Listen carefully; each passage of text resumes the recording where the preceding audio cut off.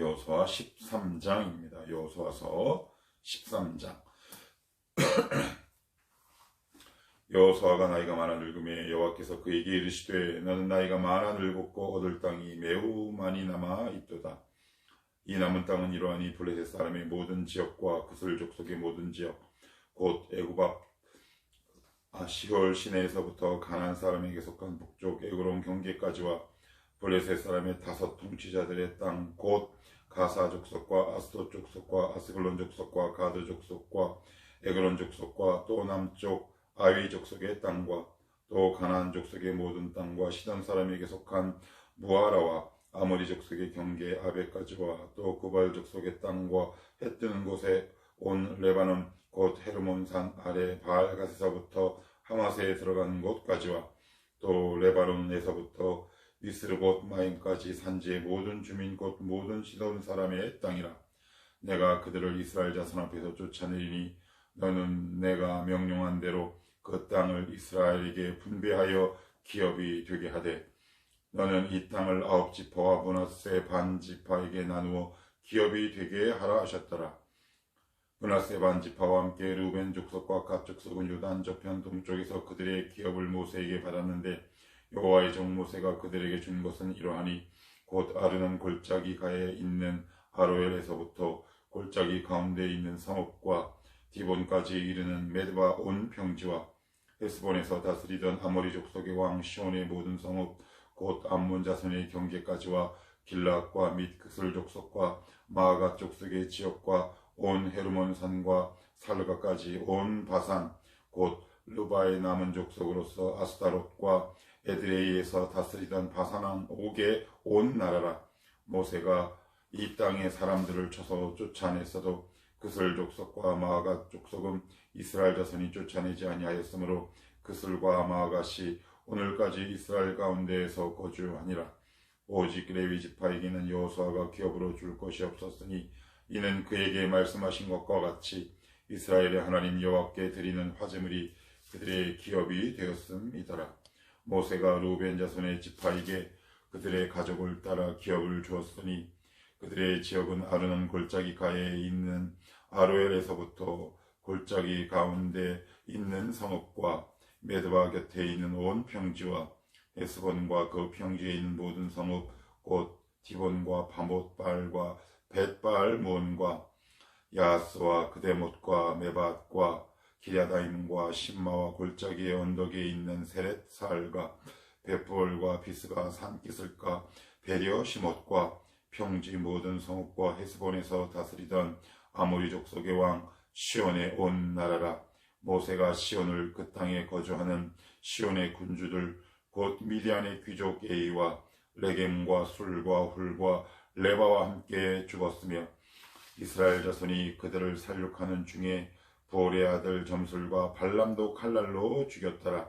루벤 자손의 서쪽 경계는 요단과 그 강가라. 이상은 루벤 자손의 기업으로 그 가족대로 받은 성읍들과 주변 마을들이니라. 모세가 갓 지파 곧 자손에게도 그들의 가족을 따라서 기업을 주었으니 그들의 지역은 야셀과 길라앗의 모든 성읍과 암몬 자손의 땅 절반 곧 라빠 앞에 아로엘까지와 에스본에서 라맛 미스베와 부도님까지와 마하나임에서 드빌 지역까지와 골짜기에 있는 벳하람과 맨니무라와 수꽃과 사본 곧 헤스본 왕 시온의 나라의 남은 땅 요단과 그 강가에서부터 요단 동쪽 긴네렛 바다의 끝까지라.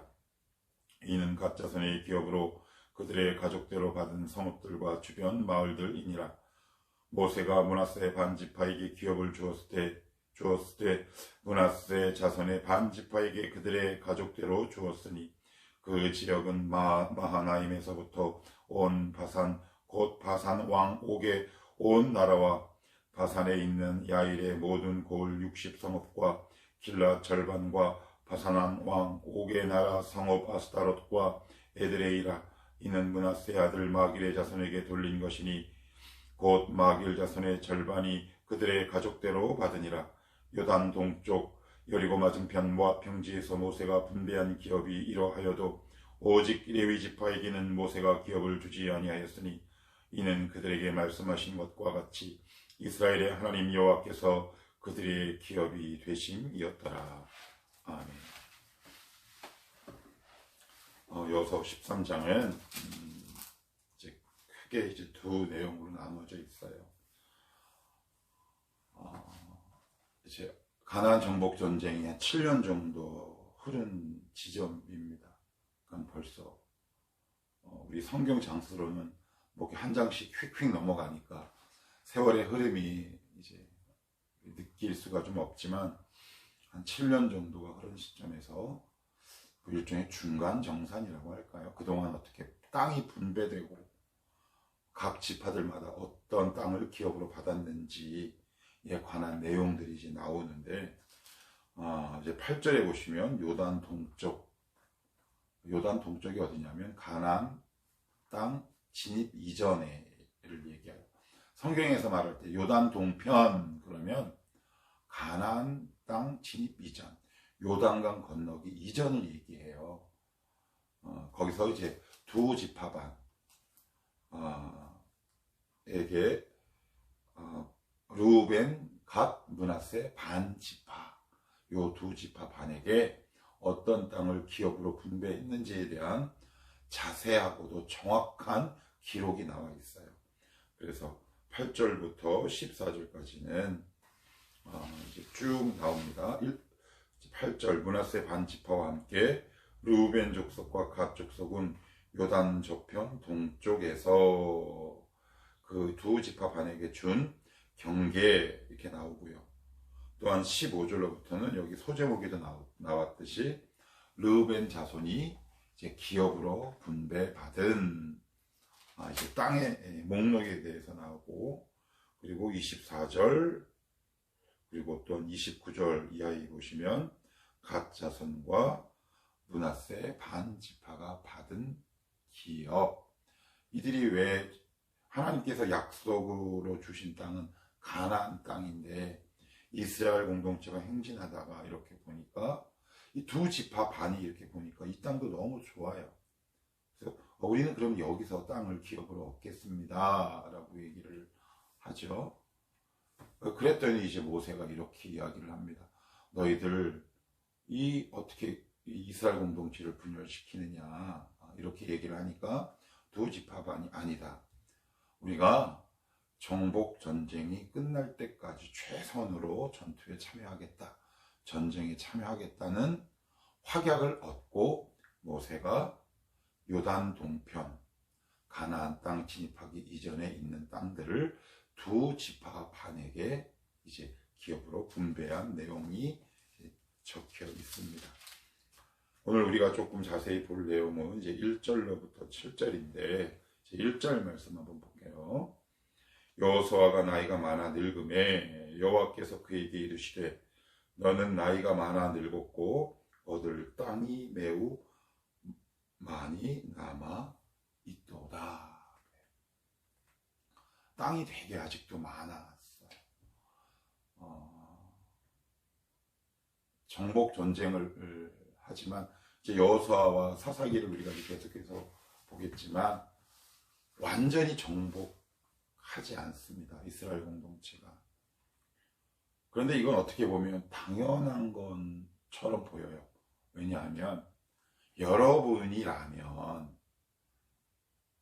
누군가 여러분들에게 땅을 주겠다 그러면 해안가를 비롯한 평지를 달라고 하시겠습니까? 첩첩 두메산 거를 땅으로 달라고 하겠습니까? 당연히 평해야죠. 그래야지 농사 짓죠. 그 산에서 무슨 농사를 짓겠습니까? 우리식으로 얘기하면 감자나 고구마, 화전민밖에 할 게 없잖아요. 그러니까 여기서 아직 땅이 많이 남았다라는 이야기는 평지는 이제 대부분 정복이 됐어요. 그런데 아직 산지 쪽이 굉장히 많이 남아있다는 것을 의미하는 말씀이에요. 그러니까 우리가 정복하기 쉬운 것부터 이렇게 정복하기 시작해서 아직도 이 험난한 이 산지가 굉장히 많이 남아 있었는데 이제 뒤에서 나오고 사사기에서도 계속 나오지만 요 산지 거민들이 굉장히 셉니다. 여호수아 14장 이제 갈렙이 헤브론 지금의 예루살렘인데 거기 이제 아낙 자손이라는 거인 자손이 살고 있었단 말이에요. 그러니까 올라가야 되잖아요. 올라가는 전투는 이기기 어려워요. 고지를 선점했기 때문에 그래요. 올라가야 하고 자기보다 큰 사람들을 만나야 하는 일들이기 때문에 그 누구도 주저할 수밖에 없어요. 이런저런 이유들로 인해 많은 평지는 이미 정복했지만 1절에서 말한 얻을 땅이 매우 많이 있더라 라는 말씀은 남아있는 산지를 이야기하거나 평지가 남아있다 하더라도 전력이 굉장히 강한 민족들을 의미하는 바다. 그런데 우리가 여기서 좀 본문 안으로 좀 들어가 보면 여호수아가 나이가 많아 늙었어요. 7년의 시간이 흘러요. 근데 여기서 되게 중요한 사실이 하나 있어요. 여호수아가 가나안 땅에 들어왔을 때도 결코 적은 나이가, 어린 나이가 아니에요. 이걸 이제 시대별로 계산을 해보면 7년 정도 흘렀다고 제가 계속 말씀드리잖아요. 70이나 77이나 뭐 크게 차이가 날 것 같지는 않아요.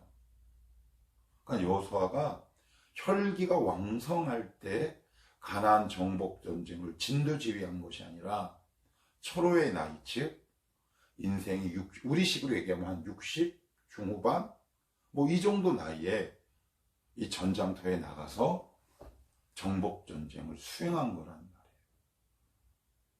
이게 굉장히 이제 놀라운 특권인 동시에 우리가 한번 마음속에 새겨야 할 교훈이 있어요.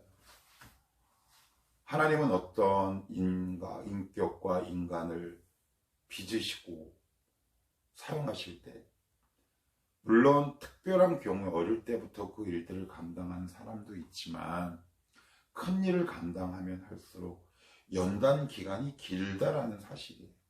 모세는 우리가 이미 살펴봤기 때문에 그만하고 눈의 아들 여호수아, 모세의 시종자 여호수아는 모세의 몸종으로 40년을 있었어요. 40년 동안 흔히 하는 말, 속된 말로 시다발이었다는 말이에요. 근데 막상 전투를 하려고 내 인생의 황금기 하이라이트를 맞이할 시간은 어느 시점이었느냐? 뭐 30대, 40대가 아니라 지금 우리식 나이로 환산을 하면 60대가 훌쩍 넘은 나이가 여호수아의 하이라이트예요. 정점을 찍은 나이였다고요. 하나님의 때와 나의 때가 정말 많이 달라요. 40년 동안 연단 받았을 때 여호수아는 그 마음이 어땠을까요? 그런데 그거보다 나이가 더 많아. 어느 정도로 많냐? 나이가 많아 늙었다. 뭐 나이가 많은 것이 늙은 거죠. 이런 이중적인 표현을 하는 것은 나이가 정말 많다라는 뜻이에요.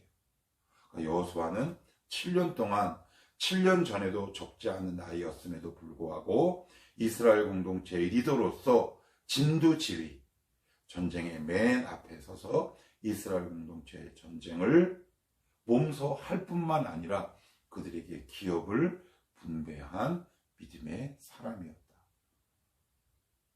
물론 우리가 육체를 입고 있기 때문에 나이라는 제한적인 여건을 거스르기는 쉽지는 않습니다. 그렇지만 오늘 말씀해 보고 내일도 우리가 좀 더 자세히 살펴보겠지만 하나님은 어떤 한 개인과 인격을 사용하실 때 오래 연단하시고 가장 결정적인 순간일 때 그를 짧게 사용하실 수도 있어요. 짧게 사용하실 수도 있다고요. 그러면 손해 아니에요. 하나님은 한 달의 사역 기간을 통해 100년의 열매를 맺게 하기도 하세요. 우리는 이 셈과 수에 너무 민감해서 남들은 40년 하고 내가 만약에 한 5년 한다 그래 봐요. 그럼 얼마나 기가 죽고 위축이 되겠어요. 아유, 나도 젊었을 때부터 그럴걸. 이미 지나온 과거는 그렇게 생각한들 우리의 영혼에 어떤 유익이 되지 않아요. 지금부터라도 남아있는 기간이 몇 년, 몇 개월이지만 이 시간 속에 하나님 100년 동안 이루었게 하셨던 하나님의 역사를 이루게 하옵소서. 그것이 훨씬 더 지혜로운 삶이다. 실제로 모세가 그랬고, 바울이 그랬고, 여호수아가 그랬다. 우리가 이 사실을 염두에 두자고요. 7년 동안 한 일을, 모세가 하지 못했던 일을 여호수아가 이루기 시작해요. 얼마나 놀라운 사명입니까? 모세가 40년 동안 이스라엘 지도자로서 하지 못했던 일을 여호수아는 7년 동안의 기간 내에 해버립니다. 그러니까 하나님의 은혜는 시간이라는 피조물 안에 갇히지 않아요. 그건 우리의 생각이에요. 내 생각이라고요. 이게 되게 중요해요. 그래야 난 늦었어. 뭐가 늦습니까? 하나님에 대한 아직 오지도 않았는데. 이것을 바라보는 믿음의 눈이 참 중요하다. 또한 여기 1절에 보시면 얻을 땅이 매우 많이 있도다. 그러면서 하나님이 이제 여호수아의 육체의 연약함을 인정하시고 수용해 주시면서 네가 마지막으로 해야 할 일이 있다라고 말씀하시는데, 기업을 분배하는 일. 땅을 얻어야 분배하지. 미리 분배하라고 그래요. 왜요? 그렇지 않으면 막상 땅을 얻었을 때 분쟁의 위험의 소지가 있기 때문에 여호수아에게 미리 다시 한번 각 지파들에게 땅의 경계를 정해주고, 이 땅은 이 지파, 저 땅은 저 지파, 이런 식으로 기업을 분배하는 사명을 맡기십니다. 비록 몸이 노쇠해서 전쟁터에는 나가지 못하지만 여호수아는 죽는 날까지 하나님이 주신 사명을 온전히 감당하다가 천국으로 가게 됩니다. 주님 품에 가게 되죠. 저마다 주신 사명이 있어요. 건강이 부족해도 감당할 수 있는 사명이 있고요. 나이가 많아도 감당할 수 있는 사명이 있습니다. 내가 발견하지 못할 뿐이에요. 비록 현장에 나가서 뭘 하지 못해도, 아마 저도 그럴 것 같은데, 많은 항존 직분자들, 쉽게 얘기해서 목사, 장로, 권사, 안수집사를 보통 항존 직분이라고 얘기를 해요. 은퇴할 때 섭섭함을 저에게 참 많이 토로들 하세요. 아쉽죠. 현장에서 있다가 요즘 나이 70이면 아직도 아주 그냥 생생하시잖아요. 싱싱하시고. 그런데 아름답게 은퇴하시는 분들이 있어요. 그러면서 저에게 이렇게들 말씀들을 하십니다. 내가 비록 현장에 나가진 못하지만 보이지 않는 곳에서 주님의 몸된 교회를 위해 섬기겠다. 때로는 아침마다 나와서 기도로,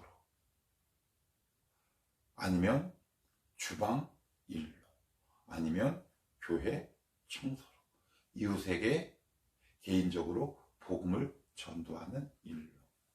찾아보면 굉장히 많죠. 나이가 많아도 해야 할 일이 있고, 나이가 많아도 할 수 있는 일이 있다.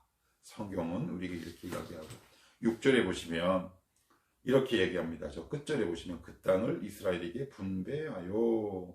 그런데 6절 중간에 보시면 내가 그들을 이스라엘 자손 앞에서 쫓아내리니 란 말은 아직 그 땅에 쫓아내야 될 족속들이 딱 살고 있어요. 터줏대감을 딱 하고 있는데 뭐라고 말씀하시느냐? 그 땅을 이스라엘에게 분배하여 기업이 되게 하리라.